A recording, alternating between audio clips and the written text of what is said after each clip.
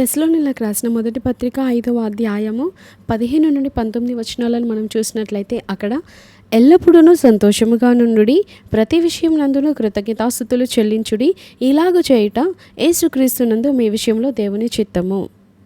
ఎల్లప్పుడూ సంతోషముగా ఉండుడి, ఎందుకంటే సంతోషం గల హృదయము పరమ ఔషధము, సంతోష హృదయము ముఖమునకు తేటనిచ్చును అని వాక్యం సెలవిస్తుంది. స్తుతించుటకు ఎటువంటి అంశము లేకపోయినా సరే ఏదో ఒక హేతువుని కలగజేసుకొని గతంలో దేవుడు చేసిన మేలను జ్ఞాపకం చేసుకుంటూ దేవుని స్తుతించాలి అని ఒక భక్తుడు రాశాడు. ఎన్నడూ కూడా మనం సనుక్కోవద్దు. నా స్థితి ఇలా ఉందేంటి, నా పరిస్థితి ఇలా ఉందేంటి, నా జీవితం ఇలా ఉందేంటి, ఇప్పుడు ఇలా ఉందేంటి అని ఇలా సనుక్కోకుండా, ఎందుకంటే సనుక్కోవడం స్తుతి యొక్క శత్రువు. స్తుతించువాడు ఎన్నడూ సనగలేడు, సనుగువాడు ఎప్పటికీ స్తుతించలేడు. స్తుతించేవాడు ప్రభుతో ఉన్నాడు, సనిగేవాడు సాతానుతో ఉన్నాడు.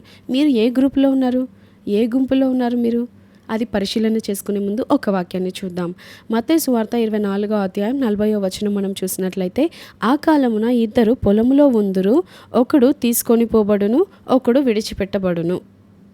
కొన్ని ఎగ్జాంపుల్స్ చెప్తాను. ఆ ఎగ్జాంపుల్స్ విన్న తర్వాత మనల్ని మనం ఒక్కసారి పరిశీలించుకుందాం. అప్పుడు మనం ఏ గ్రూప్కి చెందిన వారమో వెంటనే మనకు అర్థమవుతుంది. ఒకే గులాబీ పువ్వును మొక్కను ఇద్దరు చూస్తూ ఉన్నారు. ఈ ముండ్ల చెట్టులో కూడా అందమైన పువ్వును సృష్టించిన దేవుడు ఎంత కృపగలవాడు, ఎంతగా దీన్ని కాపాడుతున్నాడు, ఎంతగా దీన్ని సృష్టించాడు అని దేవుణ్ణి దాన్ని బట్టి స్తుతిస్తున్నాడు మొదటి వ్యక్తి. మరో వ్యక్తిని చూస్తే గులాబీ పువ్వు అందమైనదే, కానీ దానిని ఇటువంటి ముండ్ల మధ్యలో ఎందుకు ఉంచాడు దేవుడు? అసలు మంచిగా చేశాడు, కానీ ఎందుకు ఇలాంటి ముండ్లు పెట్టాడు దీనికి అని సనుగుతున్నాడు. ఇంకోటి, ఇద్దరు వ్యక్తులు చెరసాల్లో ఉన్నారు, కిటికీలో నుండి బయటికి చూస్తూ ఉన్నారు.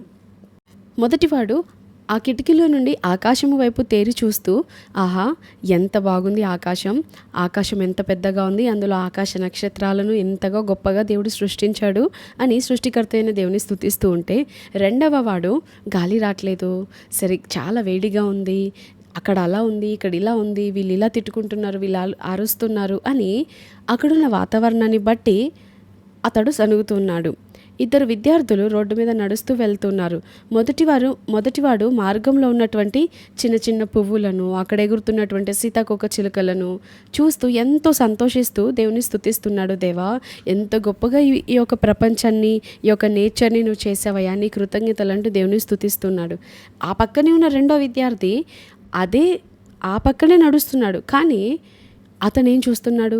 అక్కడున్న మురికిని, అక్కడ ఉన్న రోడ్డు మీద ఉన్న రాళ్లను, ఇలాంటి రాళ్లను వేశారేంటి, ఇలా ఉందేంటి ఈ రోడ్డు, ఇలా ఉందేంటి ఈ ప్రయాణము, ఇలా ఉన్నాయంటే ఈ ఎండిపోయిన ఆకులు అంటూ వాటిని బట్టి సనుగుతూ ఉన్నాడు.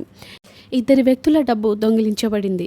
మొదటి వ్యక్తి అంటున్నాడు, దేవా, ఇంతవరకు ఎప్పుడు నా డబ్బులు పోకుండా నన్ను కాపాడవు, నీ కృతజ్ఞతలయ్యా, నన్ను దొంగగా చేయనందుకు నీ కృతజ్ఞతలయ్యా, ఇంతవరకు నాకు కావాల్సిన సమస్తం సమకూర్చావు, నీ కృతజ్ఞతలయ్యా, ఇది కూడా సమకూర్చి జరిగిస్తున్నావు, నీ కృతజ్ఞతలయ్యా అంటూ ప్రభువును దాన్ని బట్టి కూడా స్తుతిస్తున్నాడు. కానీ రెండో వాడు మాత్రం అయ్యో నా డబ్బు, అమ్మో నా డబ్బు అని అల్లలాడిపోతూ సనుగుతూ ఉన్నాడు. ఆ దొంగని తిడుతూ ఉన్నాడు. ఇద్దరు అందమైన ఒక అరణ్యంలో ఉన్నారు. మొదటి వ్యక్తి అక్కడున్న పువ్వులను, అక్కడున్న మంచి ఆకులను, అక్కడున్న సువాసనను చూసి దేవుని స్తుతిస్తున్నాడు. కానీ రెండో వ్యక్తి చూస్తే అక్కడ పండిపోయి, రాలిపోయి, ఎండిపోయిన ఆకులను చూస్తూ చింతిస్తూ బాధపడుతున్నాడు. ఇప్పుడు మీరు చెప్పండి, ఈ రెండు గుంపుల్లో మీరు ఏ గుంపుకు చెందినవారు? మీరు ఎటువైపు ఉన్నారు? మీ స్థితిగతులను చూసి మీరు సనుగుతూ ఉన్నారా? దాన్ని కూడా దేవుడు దీవెనగా మార్చగలిగిన సమర్థుడు అని దాన్ని ఒక అవకాశంగా తీసుకొని దేవుని స్తుతిస్తున్నారా? కీర్తనల గ్రంథంలో 118వ అధ్యాయంలో ఒక చక్కటి మాట ఉంది. నీతిమంతుల గుడారములలో రక్షణను గూర్చిన ఉత్సాహ సునాదము వినబడును. నీతిమంతునికి ఆపదలు కలగవా అంటే కలుగుతాయి అని సామెతల గ్రంథంలో ఉంటుంది. నీతిమంతునికి కలుగు ఆపదలు అనేకములు, కానీ యెహోవా వాటన్నింటిలో నుండి విడిపిస్తాను అని మనం బైబిల్ గ్రంథంలో చదువుతూ ఉన్నాం. అయితే నీతిమంతుడు ఎన్ని మార్లు పడినా అన్ని మార్లు కూడా పైకి లేస్తాడు. పడిన చోట ఎప్పుడు పాతుకుపోయి ఉండడే, కానీ పడిన ప్రతిసారి రెండంతలుగా పైకి లేస్తాడు. నీతిమంతునికి ఆపదలు కలగవా అంటే కలుగుతాయి. స్తుతించేవాడికి సమస్యలు, శ్రమలు రావా అంటే వస్తాయి. కానీ డిఎల్ మూడీ గారు ఒక మంచి మాట చెప్పాడు, స్తుతించేవాడు ప్రార్థించాల్సిన పని ఉండదంట. దేవా అది ఇవ్వు అని అడగవలసిన పని ఉండదంట. ఇంకా ఎప్పుడు స్తుతించేవాడు అసలు దేవుని అడగాల్సిన పని రాదంట. నిత్యము స్తుతిస్తూ ఉంటుండగా దేవుడు మనకి ఏది అవసరమో ఇస్తూనే ఉంటాడు. ఆయనకు కావాల్సింది స్తుతి, మనకు కావాల్సింది మన అవసరతలు తీర్చబడడం కదా. మనం ప్రార్థన ఎందుకు చేస్తాం? అది తీర్చబడాలి, ఇది తీర్చబడాలి, అది తీర్చబడాలి అని అంటూ ఉంటాం. ప్రార్థన ఎప్పుడు కూడా మన చుట్టూ తిరుగుతుంది, మన అవసరతల చుట్టూ తిరుగుతుంది, మన సమస్యల చుట్టూ, మన పరిస్థితుల చుట్టూ తిరుగుతుంది. కానీ స్తుతి ఎప్పుడు కూడా ఆయన చుట్టూ, ఆయన సింహాసనము చుట్టూ, ఆయన ఔన్నత్యము చుట్టూ, ఆయన గుణగణాల చుట్టూ తిరుగుతూ ఉంటుంది. ఆయన ఏమై ఉన్నాడో చెప్పడానికే దేవుడు మనల్ని చేసుకున్నాడు. మనం ఆయనను స్తుతిస్తూ ఉంటుండగా, ఆయనను సంతోషపెడుతూ ఉంటుండగా, మనం నొప్పిలో, బాధలో, ఇరుకులో, ఆర్థిక ఇబ్బందుల్లో ఉంటే ఆయన చూస్తూ ఎలా ఊరుకుంటాడు? మనము స్తుతిస్తే ఆయనకు స్నేహితులమైపోతాం. మనము స్తుతిస్తే ఆయనను సంతోషపెట్టే వారంగా మార్చబడతాం. మనం ఆయనను సంతోషపెడుతున్నప్పుడు ఆయన కూడా మనల్ని సంతోషపెడతాడు. కాబట్టి ఇప్పుడు చెప్పండి, ఏ గుంపులో మీరున్నారు? స్తుతించే గుంపులో ఉన్నారా? సనిగే గుంపులో ఉన్నారా? మన ఆలోచన సరళిలోనే ఉన్నది మన ఆశీర్వాదం. మనం తీసుకునే నిర్ణయాలలో ఉన్నది మన ఆశీర్వాదం. మనం చేసుకునే ఎంపికలో ఉంది మన ఆశీర్వాదం. ఒకే థింగ్ని ఇద్దరు చూస్తున్నారు, ఒకే విషయాన్ని, ఒకే పరిస్థితిని ఇద్దరు ఎదుర్కొంటూ ఉన్నారు. కానీ ఒకరు చూసే విధానాన్ని బట్టి ఆశీర్వాదం వస్తుంది, ఒకరు చూసే విధానాన్ని బట్టి శాపం వస్తుంది. ఒకరు మాట్లాడే విధానాన్ని బట్టి వారు గొప్ప మేలను పొందుకుంటున్నారు.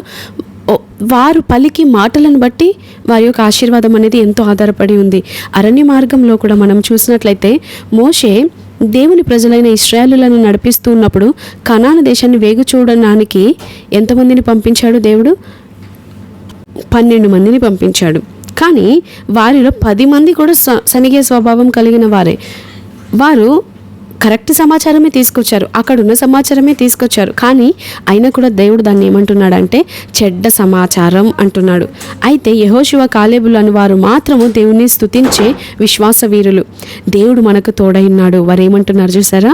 దేవుడు మనకు తోడైనాడు, మనం ఆ దేశమును జయించగలము అని విశ్వాస మాటలు పలికారు. అవును, మనం పలికి మాటలను బట్టి మనకు ఆశీర్వాదం వెల్లడవుతుంది. ఆ 10 మంది సనిగిన వారెవ్వరూ కూడా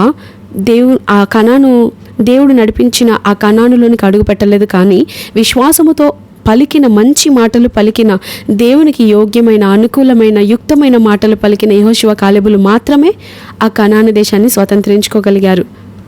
వారిద్దరూ మాత్రమే ప్రవేశించగలిగారు. కాబట్టి విశ్వాసంతో దేవుని స్తుతించడం మనం నేర్చుకోవాలి. అక్కడున్న పరిస్థితులు మనకు అనుకూలంగా లేకపోయినా సరే దేవుడు దీన్ని కూడా సమస్తం సమకూర్చి నాకు మేలు కలుగుటకే జరిగించే దేవుడు ఆయన అని మనం ఎప్పుడైతే పలుకుతామో నిజంగా దేవుడు దాన్ని జరిగిస్తాడు. కాబట్టి మీ పరిస్థితులను చూసి భయపడకుండా, మీ పరిస్థితులను బట్టి వ్యర్థమైనవి మాట్లాడకుండా ఆలోచించి మాట్లాడాలి. మన ప్రతి మాట, ఆలోచన, మన ప్రతి ఎంపిక మనకు ఆశీర్వాదాన్ని తీసుకొచ్చి పెడుతుంది. కాబట్టి ఆశీర్వాదమా శాపమా నీ ముందున్నది కోరుకో అంటున్నాడు దేవుడు. మనం ఎంచుకునే ఎంపిక ద్వారా మనం ఆశీర్వాదాన్ని పొందుకోగలుగుతాం. కాబట్టి ఈరోజు మీ పరిస్థితులు ఏదైనా సరే ఆయనను స్తుతించాలన్న తీర్మానం తీసుకోండి. మీ పరిస్థితులను చూసి ఏది పడితే అది మాట్లాడకుండా నా దేవుడు గొప్ప చేస్తాడు, నా దేవుడు నా తల పైకెత్తుతాడు అనేటువంటి దేవుడిచ్చిన వాగ్దానాలని మీ పరిస్థితుల్లో పలకండి. దేవుడు వాటిని తప్పకుండా నెరవేర్చి మిమ్మల్ని గొప్ప సాక్షులుగా నిలబెడతాడు. ఆమేన్.